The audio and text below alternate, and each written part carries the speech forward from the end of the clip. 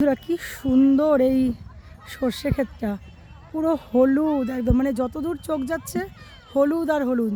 আর ওই পাশটা কিন্তু দেখো কলা বাগান, তার পিছনেও কিন্তু আবার মানে ওইরকম হলুদ সর্ষে ক্ষেত। আর এইখানে কিন্তু ফুলকপির চাষ হয়েছে, ফুলকপিগুলো তুলে নিয়েছে। দেখো এই একটা পুচকে, একদম পুচকে, আর এই যে একটা ভাল লাগছে, কিন্তু বেশ সুন্দর লাগছে দেখতে, তাই না? আর এখানে আছে দেখো আলু বাগান, মানে আলু ক্ষেত। আবার ওই পাশে দেখো সব মানে হলুদে হলুদ, এটা হচ্ছে আলু ক্ষেত। এখানে সব আলু চাষ হয়েছে। এই আলুর মানে আলুর ডাঁটাগুলো কিন্তু খাওয়া যায়। আমি কিন্তু বাড়িতে বেশ কয়েকটা আলু লাগিয়েছিলাম এর আগে। এই ডাঁটাগুলো কিন্তু শাক চচ্চড়ি করে খেতে দারুণ লাগে। দেখো কি ভাল লাগছে এই জায়গাটা, পুরো সবুজ। সত্যি এই গ্রাম্য পরিবেশটা এত ভালো লাগে।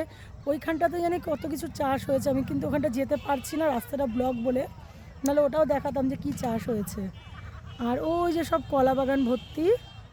ওই দেখো ওখানে আবার কিন্তু একটা ফুলকপি তুলছে, দেখো সুন্দর ভালো লাগছে কিন্তু বেশ জায়গাটা এসে, মনটা জাস্ট ভরে গেছে। দেখো দারুণ দারুণ, তাই না?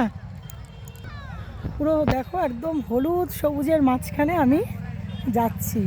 আর আমি কিন্তু হাঁটছি একদম আল দিয়ে, ভয়ও লাগছে কারণ পাটা স্লিপ করলেই কিন্তু একদম পড়ে যাবো। দেখো, আর এই যে আমি এই আলের ওপর দিয়ে হাঁটছি, এখানে কাদা বাইরেই। এই দেখো একটা ফুলকপি, ভাল লাগছে বেশ দেখতে।